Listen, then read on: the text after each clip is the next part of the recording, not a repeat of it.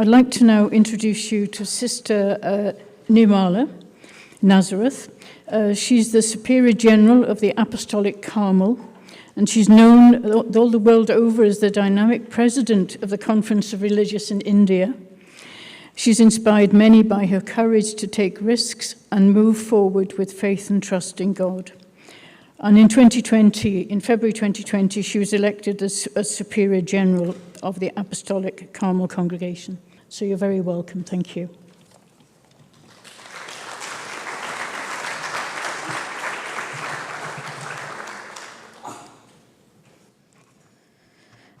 Good afternoon to the distinguished members on the days when the speakers have been to the likes of Sister Simona. It's very difficult for the persons coming next, but I'm here to share my story. I consider it a privilege and a blessing to be here today. It is not by chance that we are meeting here to reflect together and to share our yearnings and longings on the conference theme, Women of Faith, Women of Strength. The theme given to me is a general reflection on the abuse of women within society and church. Today, more than ever, we as religious women involved in the church and engaged in the wider society need to constantly engage ourselves in such an exercise of reflection, discernment, and action. To set the context, I would like to refer to Scripture to highlight the role of women. The women in the Bible are on one hand depicted often as second-class citizens, and on the other hand as women of courage, playing significant roles. For instance, Deborah was the only woman prophet, Judges 5, verse 7. Esther, a great woman who saved her people from the hands of the wicked king, Esther 9, verse 25. Then there is Sarah, Judith, Miriam, Naomi, Pharaoh's daughter, Rachel, Rebecca, Rahab, Ruth, Susanna, and Hannah, the mother of Samuel. Hence, the women in the Bible could be the source of inspiration for all of us women today. Despite the role of such bold women, what has remained is the subordinate role of women in society, and by extension, in the church. Probably due to some texts like those in 1 Timothy, which seem to support the idea of women being subordinate to men, stating that they should not teach or have authority over men. Additionally, passages like Ephesians 5, verses 22 to 33 suggest wives should be submissive to their husbands. But such a concept was not envisaged at the time of creation. They are created, both male and female, created to reflect God's nature so that they represent God in their dealings with others and over the world that God has made. Even in their sexual differences, women and men are created equally in the image of God, because the image of God embraces everything human. Jesus, through his teachings and deeds, set an example to treat women as equals to men. His great regard for women is seen in how he recognizes their intrinsic value as persons, ministered to them, and accorded dignity in his teaching. Jesus' interactions with women were often countercultural for his time. References to silent women in the sayings of Jesus depict relationships emphasizing respect, detachment, and compassion. Let us now shift our focus to the context of the day within safeguarding. For this, I need to set the Indian context for the benefit of our listeners who may not be familiar with Indian society. India is a country with a complex social and cultural fabric that has been shaped by centuries of historical, religious, and political influences. While significant strides have been made in recent years to empower women, the status of women and young girls in India remains significantly lower than men. Despite having money and privilege, women often find it difficult to rebel against societal norms and traditions, particularly those belonging to the lower caste. One of the main reasons why Indian women cannot easily revolt is due to the deeply ingrained patriarchal system that exists in India. This system has been reinforced over centuries by religious, social, and political institutions, and it permeates every aspect of Indian society. From workplace to home, women are expected to be subservient to men and conform to traditional gender roles. The patriarchal system also becomes a reason for keeping women in trauma bonds, where they remain unaware to what is happening to them. It is a kind of oppression, and it is neither their fault nor their duty to ask for change.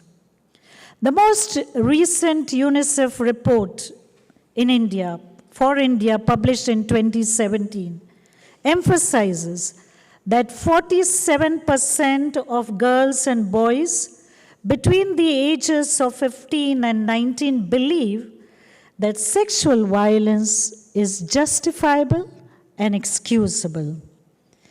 It is within this framework and culture that the largest number of religious women on the planet are located.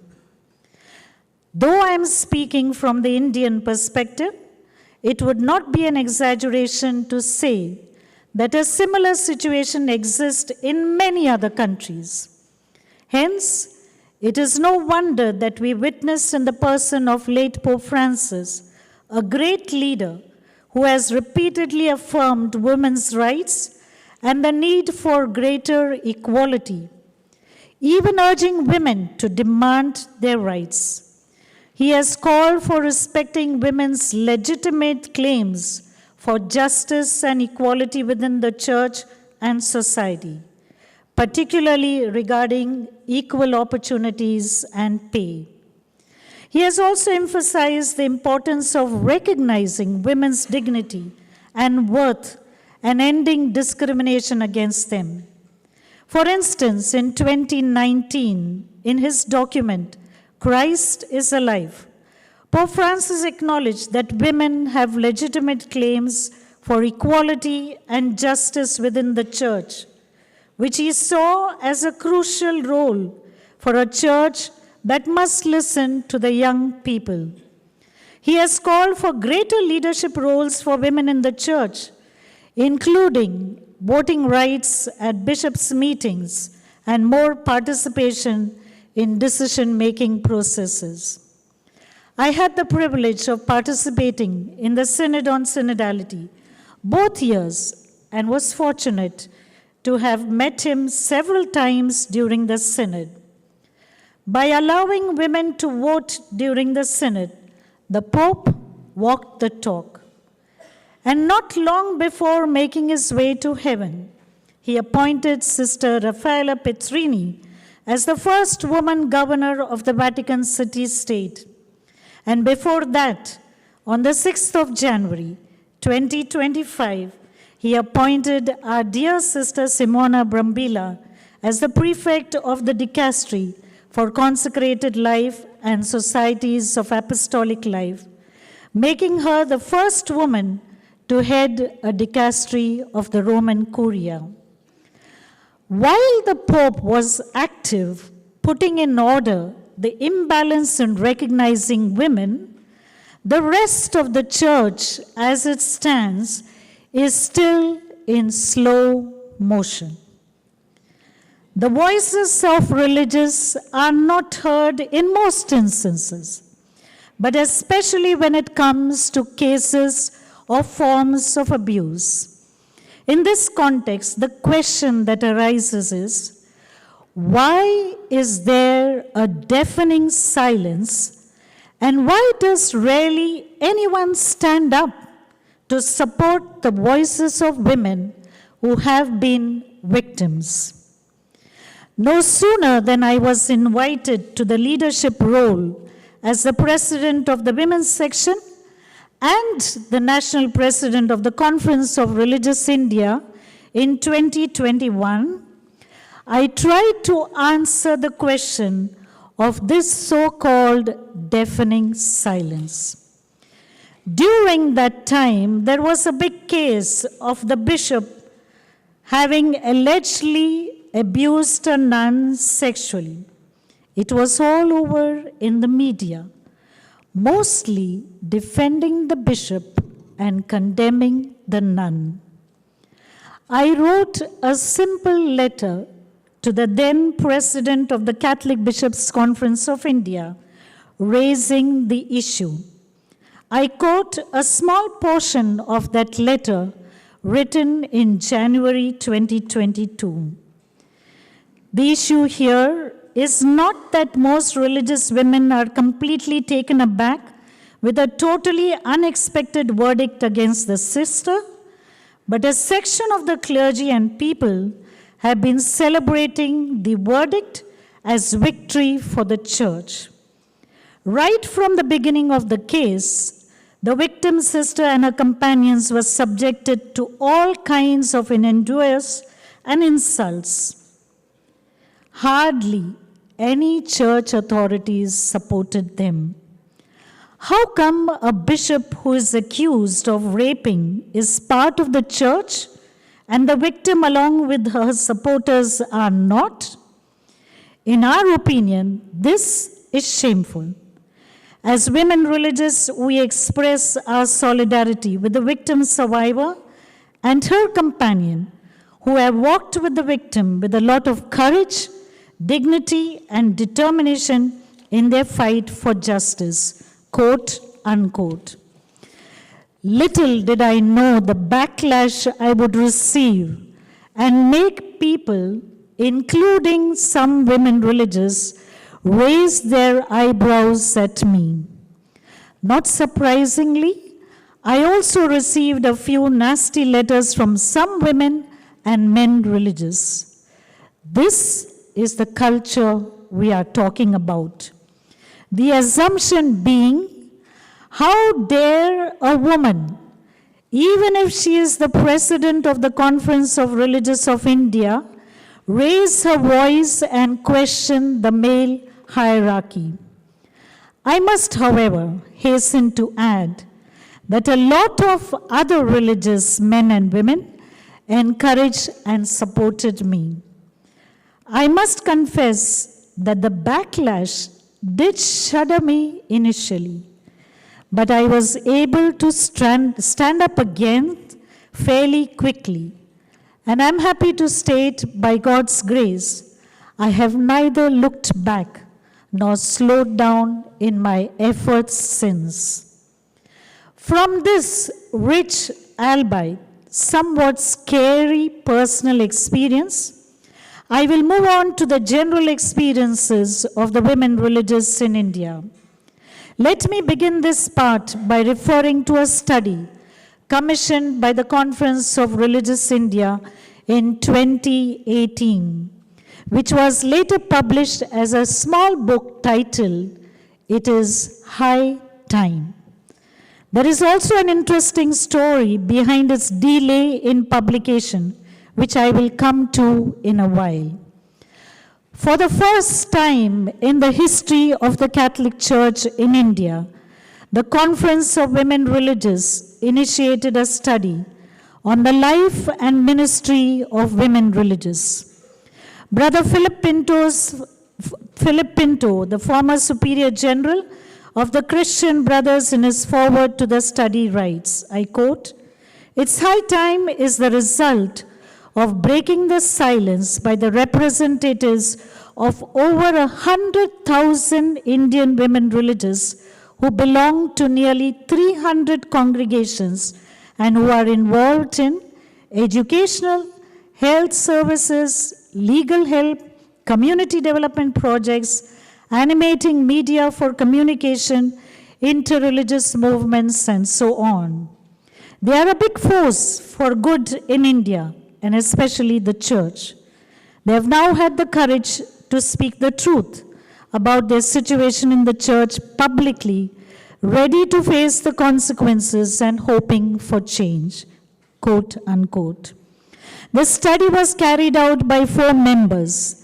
The team contacted 500 women and persons of influence in different women religious congregations in India.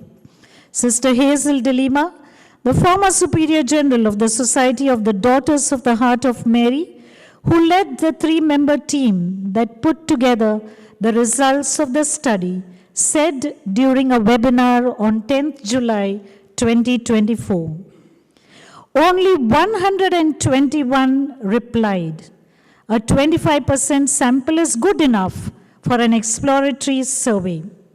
Sister Noela de Souza of the Missionaries of Christ Jesus and a member of the survey team says that the book speaks of the economic, spiritual, and sexual abuses that women religious face in the Indian church.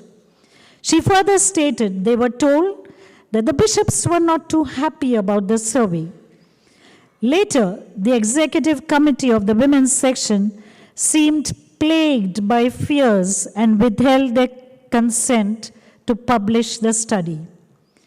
Towards the end, they sought legal counsel to reassure themselves and went ahead and got the study printed, and more importantly, to disseminate the study to all the respondents and the bishops in the country.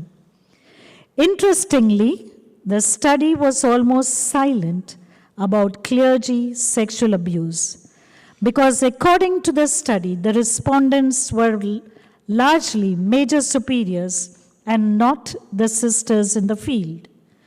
De Lima maintained that women religious expect priests and bishops to understand and respect their role in the church's mission. Instead, the sisters face a sense of rivalry and fear of dialogue. Too many demands are made on them. She feels that the lack of understanding and respect from priests makes the mission even more difficult. Since the sample was not big enough, I'm not using much of the data, but only some points that have emerged from the study. For instance, on the question of dialogue with bishops and major superiors, it says 14.9% felt that something was shown, understanding was shown, and positive steps were initiated. And in some cases, the problems were resolved. It's a good thing. 46.3% responded that nothing changes despite representation.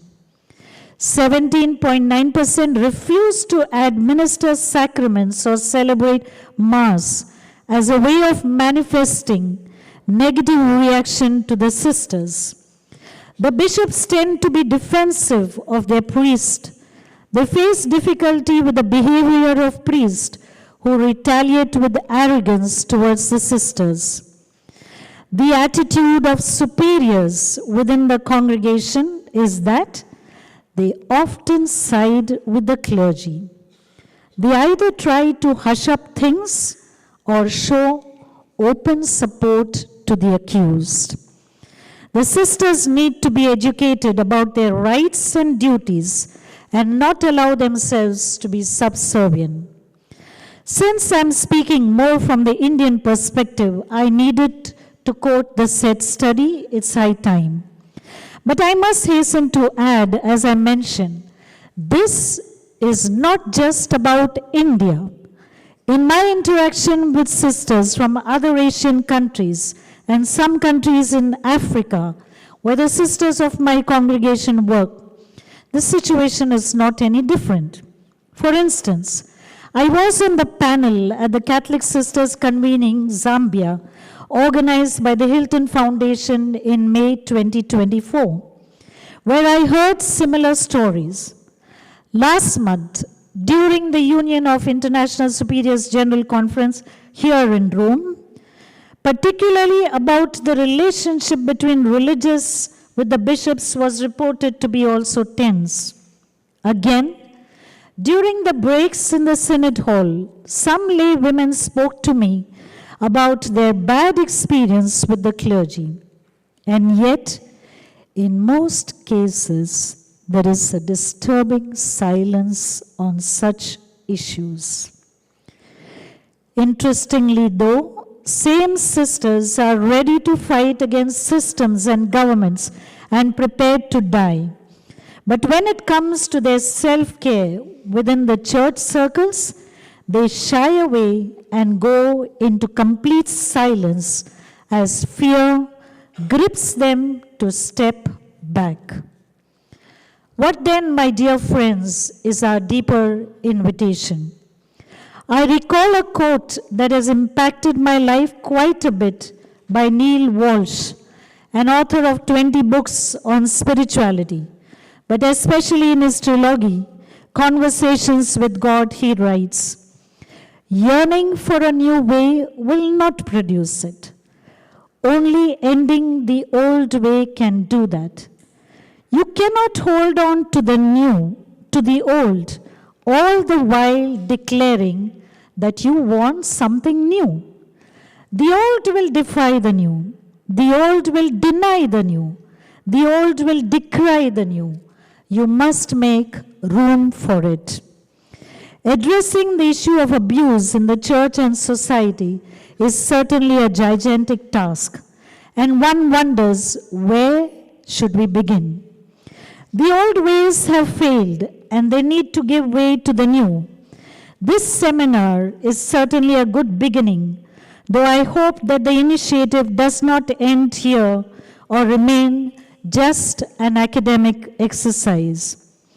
As the title of the study quoted above is High Time, I would like to also add here that already as a principal of the school in New Delhi between 2002 and 2015, I introduced the mechanism to report abuse, and later as provincial, introduced it in all our institutions, and now as Superior General, have made it compulsory for all our institutions. May I be allowed to make a public confession here that even I was, and I'm hesitant to speak here, all that I want for fear of its consequences, not on me personally, but to the rest of my sisters who work in the most remotest parts of the country. I kept checking with my good friend Tina if my talk would be published and so on. And I seek absolution not from a typical clerical priest, but someone more generous, let us say Father Zollner. Jokes apart, but this is how deeply ingrained the fear we carry within us as women religious.